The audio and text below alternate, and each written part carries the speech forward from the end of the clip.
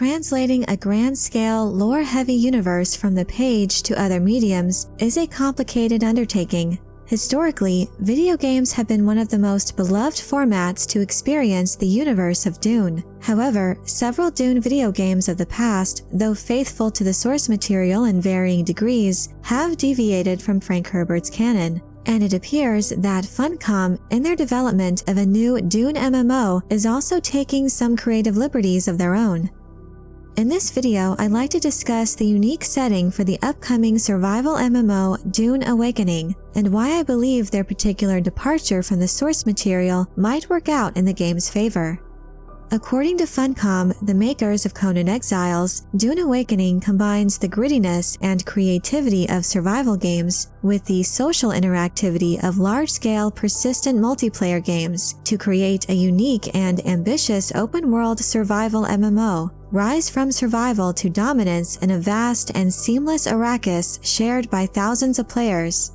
In a previous video, I've examined what we know so far about the game's survival mechanics and overall gameplay experience. I'll leave a link in the description if you'd like to check it out. This time though, I'd like to examine the story and the timeline the game is set in. Dune fans may be surprised to learn that this particular game takes place in the year 10,199 AG, about 8 years after the story of Frank Herbert's Dune begins, indicating that this game is not just a reimagining of the events from the novel itself, but also features an original alternate timeline of Dune's history. In an interview with PC Gamer, Dune Awakening's creative director Jeff Bylos went into detail about these changes, saying, quote, "It's similar to the books, but we've gone with an alternate history, like a what-if you want. We worked closely with the Herbert family and Legendary Pictures, and we found a point, a single point, the single pebble that starts a landslide." According to Bylos, this single pebble that starts this narrative landslide represents the idea that, quote, "If just this one thing was different in the universe, then it would change a lot of what comes after, and change it in a way that makes for more of a virtual world kind of experience, where players can see all the familiar things that they'd expect to see." In the interview, Bylos couldn't provide further details as to what exactly the pebble of story was, or how the ensuing aftermath would result in an alternate timeline. However, it was revealed that the what-if scenario was meant to allow players to interact with characters from the books that they normally wouldn't be able to because of the novel's story that saw many characters perish. Referencing Legendary Pictures' Dune Part 1, Bylos stated, quote, "If you've seen the first movie, you can expect many of those characters to exist in the story of the game. I could give an example that's very clear. Duke Leto is still alive. You can meet Duke Leto." I admit that this is a very intriguing and obviously significant change to the source material. However, as a Dune fan and casual gamer, I can't help but be excited at the prospect of interacting with the noble Duke Leto in this what-if scenario. This revelation about the Duke also sparks questions about how this would change the story going forward. How does Duke Leto's continued survival change the trajectory of House Atreides, House Harkonnen, the Imperial House Carino, and the state of the universe itself? Bylos also goes on to explain that encountering Duke Leto is more than just a casual meeting, but that players can have the chance to form an alliance with him. Bylos explains, saying, "The idea is that the players will be able to make choices about who they help or want to work with later on in the game. So if you're meeting Duke Leto, you've clearly done the right thing for a certain group of people, and you've obviously jumped through a lot of hoops. So yeah, it's kind of that angle."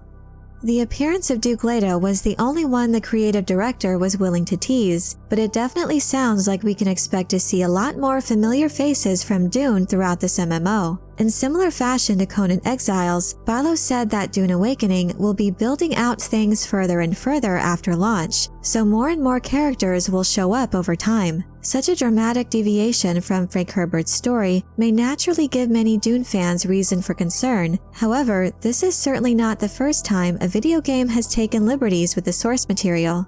In the past, this approach has even worked out to massive success. In 1992, the truly groundbreaking Dune 2 was released from Westwood Studios, establishing the foundational tenets of the RTS genre that would see other iconic games to follow in its wake, like Warcraft and Command & Conquer.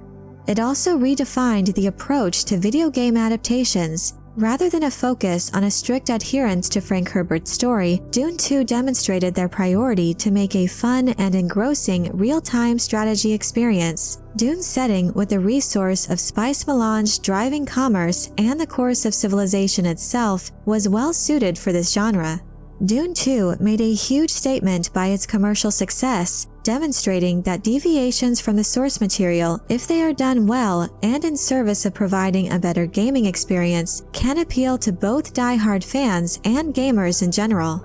Fast forward to today, the revelation about the alternate timeline of Dune Awakening presents a bold departure from the source material. This prompts an intriguing question: how vital is faithfulness to the source material when it comes to the video game format?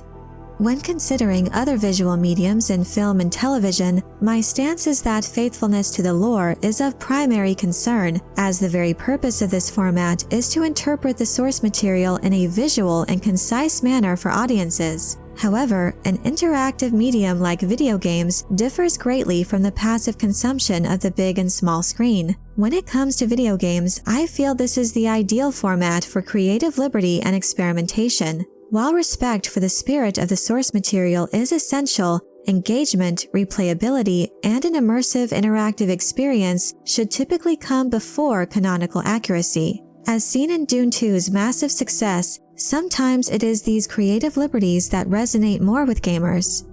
In a commercial sense, ensuring that the game can appeal to a broader audience, not just die-hard fans, is pivotal for a game's financial viability. Ultimately, when it comes to video games of the Duneverse, there have been massive hits and commercial failures. The road to success can be complex. The legacy of Dune video games is a testament to the delicate balance between faithfulness and innovation. As Dune Awakening inches closer to its release, one can only hope that it lives up to the legacy of past video games, providing a fun and engaging experience for players while honoring the spirit of Frank Herbert's universe. But I'm curious to know what you think of the alternate timeline of Dune Awakening. Do you feel that this move to deviate from the lore is more appropriate and acceptable within the gaming sphere? Let me know your thoughts in the comment section below. I hope you enjoyed this video. Leave a like if you did, and be sure to subscribe for more Dune and other sci-fi and fantasy news and lore. And if you're looking for other ways to show your appreciation, you can check out my Patreon page, where members get access to exclusive content and perks. Thank you all so much for your support, and as always, have a very nerdy day.